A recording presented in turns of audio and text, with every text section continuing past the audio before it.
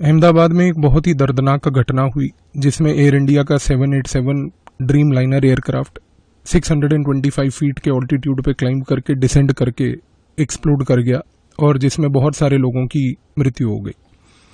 ये हादसा हुआ कैसे, इस हादसे के पीछे क्या रहस्य छुपे हुए हैं, इसको समझने के लिए आपको सबसे पहले बोइंग 787 ड्रीम लाइनर एयरक्राफ्ट जो होता है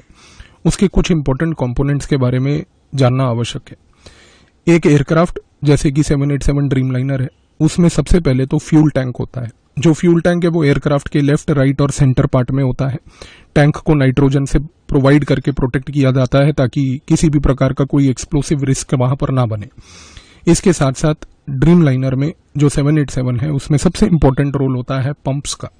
ये पंप्स बेसिकली बहुत हाई प्रेशर पे फ्यूल को सेंड करते हैं और इनके फ्यूल को सेंड करने से इंजन रन करता है। अगर मान लीजिए पंप बंद कर दिया जाए तो इस कॉन्टेक्स्ट में जो इंजन है वो सक्शन फीड के थ्रू रन करता है और सक्शन फीड में जितना लिमिटेड फ्यूल आता है वो इंजन को उतनी पावर नहीं देता कि जिसकी वजह से एक एयरक्राफ्ट एक लंबे क्लाइंब की ओर बढ़ जाए। इसके साथ साथ एयरक्राफ्ट के अंदर क्रॉस फीड वॉल्व्स होते हैं। ये क्रॉस फीड वॉल्व्स जो होते हैं ये बेसिकली एक बैलेंस इंश्योर करते हैं फ्यूल एलोकेशन के बीच में और इंजन के बीच में। And last but not the least, इसके साथ साथ जो फ्लाइट डेक होता है जहां पर पायलट्स बैठते हैं वहां पर उनके साथ ऊपर लगे हुए स्विचेस होते हैं फ्लाइट डेक में,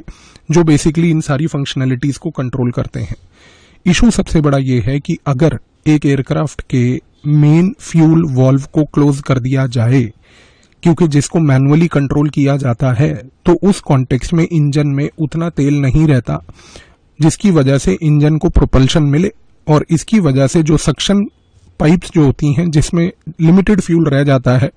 उसकी वजह से फ्लाइट चलती है। एविएशन की एक्सपर्ट्स की अगर हम बात माने तो वो ये कहते हैं कि अगर किसी एयरक्राफ्ट का मेन फ्यूल वॉल्व जो है उसको अगर बंद कर दिया जाए, उसके बाद जो सक्शन पाइप्स हैं और जो आज की डेट में बाकी जो पूरे के पूरे पंप्स हैं जो फीड करते हैं फ्यूल को इंजन तक, उसमें केवल सिर्फ इतना ही फ्यूल रह जाता है कि जिसकी वजह से फ्लाइट केवल 40 से 45 सेकंड ही उड़ सकती है। एयर इंडिया की ये वाली फ्लाइट जिसमें 625 फीट का ऑल्टीट्यूड क्लाइंब करके लगभग 30 सेकंड के अंदर अंदर दोनों इंजन्स का फेलियर हुआ और इस इंजन फेलियर के बाद पावर सप्लाई कंप्लीटली कट हो गई। ये चीजें कुछ बहुत ही रहस्यमंद होती जा रही हैं क्योंकि यहां पर चीजें ठीक बैठ नहीं रही। अब आप यहां पर एक चीज को और समझिए कि अगर इंजन के पास जो फ्यूल की सप्लाई है वो नहीं पहुंचती है तो एविएशन एक्सपर्ट्स कहते हैं कि 40-45 सेकंड मैक्सिमम जो है वो एविएशन के कॉन्टेक्स्ट में एक एयरक्राफ्ट जो है उतना उड़ सकता है और उसकी मैक्सिमम हाइट हो सकती है केवल और केवल 700 फीट। और इसके बाद वो एयरक्राफ्ट जो है वो डिसेंड करेगा, डिसेंड करके जो है वो गिरेगा। अब सबसे बड़ी बात यह है कि किसी भी प्रकार की लॉन्ग रेंज जो फ्लाइट्स होती हैं, जैसे कि ये अहमदाबाद से लंदन की फ्लाइट थी, इनमें कुछ बड़े इंपॉर्टेंट मैंडेटरी चेक्स होते हैं। और जब हम इन मैंडेटरी चेक्स की बात करते हैं तो सबसे महत्वपूर्ण चेक होता है मेन फ्यूल टैंक के उसके लेवल्स का, दूसरा चेक होता है फ्यूल सप्लाई लाइन्स का और फ्यूल सप्लाई प्रेशर सिस्टम्स का, फिर साथ में cross feed and supply valve जो हैं उनका बेसिकली चेक होता है और last but not the least pump की फंक्शनैलिटी का चेक होता है। ये सारे चेक्स जो करे जाते हैं इनको करते हैं ग्राउंड टेक्नीशियंस और ये ग्राउंड टेक्नीशियंस होते हैं जिनको बेसिकली बोला जाता है पीडीटीसी टीम के हिस्से, यानी कि pre departure technical clearance team जो होती है। जो ग्राउंड टेक्नीशियंस होते हैं वो ये सारे कंपोनेंट्स को चेक करते हैं। सारे कंपोनेंट्स को चेक करने के बाद वो पायलट्स को बुलाते हैं और जो स्टैंडर्ड ऑपरेटिंग प्रोसीजर होता है कि पायलट आने के बाद वो डबल वेरीफाई करता है, बट पायलट के पास उस समय कोई भी प्रकार की डबल वेरिफिकेशन के दौरान ऑथराइजेशन नहीं होती है मेन फ्यूल सप्लाई या सप्लाई लाइंस जो भी हैं उनको किसी भी तरीके से ओपन या क्लोज करने की। यानी कि जो भी काम पायलट के पहले होता है वो ही फाइनल काम होता है और पायलट को केवल आके उस चीज को यहां पर सिर्फ वेरीफाई करना होता है। और जैसा एविएशन एक्सपर्ट्स बोलते हैं कि अगर मान लीजिए main fuel supply line close कर दी जाए तो उसके बाद केवल 40 से 45 सेकंड का फ्यूल जो कि फ्यूल लाइन में रह जाता है उतना ही फ्यूल एयरक्राफ्ट को मिलता है, जिसके बाद एयरक्राफ्ट का इंजन फेलियर हो जाता है और प्लेन में पावर फेलियर होने के कारण प्लेन जो है गिरने की परिस्थिति में आ जाता है। कितनी इत्तेफाक की बात है कि यहां पर अगर हम इस कॉन्टेक्स्ट में देखें अहमदाबाद वाले इस इंसिडेंट को, तो कुछ लोग जो पहले कुछ कॉन्स्पिरेसी थ्योरीज लेके आ रहे थे कि ये प्लेन को हो सकता है CIA ने गिराया हो सकता है इस प्लेन में बम लगाए हों। एक चीज तो तय है आज की डेट में जहां पर सीसीटीवी सर्वेलेंस एयरपोर्ट्स पे बहुत हाई है, किसी भी प्रकार का सैबोटाज इस लेवल का कि प्लेन के अंदर बम लगा देना या कुछ करना पॉसिबल नहीं है। और दूसरी बात, आज की डेट में जो एयरपोर्ट सीआईएसएफ के कंट्रोल में है, इसके कॉन्टेक्स्ट में एक बात ये भी कहना गलत नहीं होगा कि किसी भी प्रकार का एक्सप्लोसिव्स और इजीली ले जाकर किसी कमर्शियल एयरलाइन में लगा देना वो पॉसिबल फिर भी नहीं है। ये चीज जरूर हो सकती है,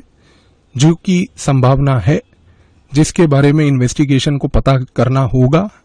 कि यहां पर जो सैबोटाज अगर हुआ है, क्योंकि ये कोई प्री प्लान्ड एक्सीडेंट या प्री प्लान्ड इंसिडेंट नहीं दिखता है। अगर आप इस इंसिडेंट को ध्यान से ऑब्जर्व करें तो कुछ लोग इसको ब्रश ऑफ करना चाह रहे हैं, ये कह के कि नहीं नहीं इंजन में जो है बर्ड हिट हो गया होगा, मैसिव बर्ड हिट होगा।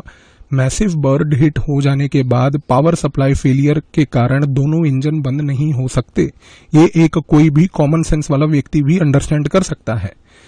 यहां पर अगर कुछ हुआ है इस पर्टिकुलर इंसिडेंट में, तो वो ये है कि सबसे पहली बात कि मेन फ्यूल वाल्व जो भी इस सिस्टम का था, पूरे के पूरे एयरक्राफ्ट का, उसके साथ किसी प्रकार की कोई मैनिपुलेशन हुई है। और यहां पर कुछ इत्तेफाक ऐसे हैं जो अगर हम अनकनेक्टेड तरीके से उनको जोड़ के देखें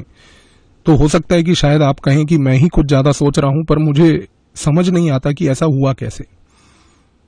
एयरपोर्ट्स पे भारत के जो कार्गो हैंडलिंग सर्विसेज थी, बहुत लंबे समय से एक तुर्किश फर्म सेल्बी प्रोवाइड कर रही थी। ऑपरेशन सिंदूर के बाद जब तुर्की ने पाकिस्तान का समर्थन किया, उसके बाद भारत की सरकार ने उस तुर्किश फर्म जो है सेल्बी का सिक्योरिटी क्लियरेंस को रिवोक करके 15 मई से उसके सारे ऑपरेशंस बंद कर दिए। 15 मई तक ऑपरेशंस तुर्की की ये कंपनी सेल्बी अहमदाबाद के एयरपोर्ट पे भी प्रोवाइड कर रही थी। और इत्तेफाक देखिए कि 15 मई को तुर्की की इस फर्म का अहमदाबाद एयरपोर्ट पे सिक्योरिटी क्लियरेंस रिवोक होता है, और उसके बाद 20 मई को ये सेल्बी की फर्म जो कि तुर्किश फर्म है, ये गुजरात हाईकोर्ट जाती है। गुजरात हाईकोर्ट जाने के बाद वहां पर गुहार लगाती है कि हमारे को बेसिकली रिलीफ दिया जाए। गुजरात हाईकोर्ट इस मामले में कितनी इत्तेफाक की बात है कि 5 जून को रिलीफ नहीं देती है। गुजरात हाईकोर्ट इस फर्म को कोई भी आगे काम करने की अनुमति नहीं देती है। और इत्तेफाक की बात है कि 5 जून को जब गुजरात हाईकोर्ट का ये डिसीजन आता है, तो 6 जून को भारत के 4 अन्य एयरपोर्ट्स पे bureau of civil aviation security के ऑफिशियल्स जब टर्किश एयरलाइन के एयरक्राफ्ट का सरप्राइज इंस्पेक्शन करते हैं, तो उस सरप्राइज इंस्पेक्शन में टर्किश एयरलाइंस के 4 बड़े एयरपोर्ट्स पे भारत के बड़े महत्वपूर्ण तरीके से इन्वेस्टिगेशन के दौरान पाया जाता है कि तुर्किश एयरलाइन वालों ने एयरक्राफ्ट्स के अंदर खास करके एक्सप्लोसिव रखे हैं कार्गो सेक्शन में। उसके बाद bureau of civil aviation security एक नोटिस इशू करते हुए टर्किश एयरलाइन को यह कहती है कि किसी भी प्रकार के ऐसे एक्सप्लोसिव बिना रिपोर्ट किए आप आइंदा नहीं ले जाएंगे। कितनी इत्तेफाक की बात है कि 6 जून को जब यह होता है, उसके तुरंत बाद 8 जून को जमाते इस्लामी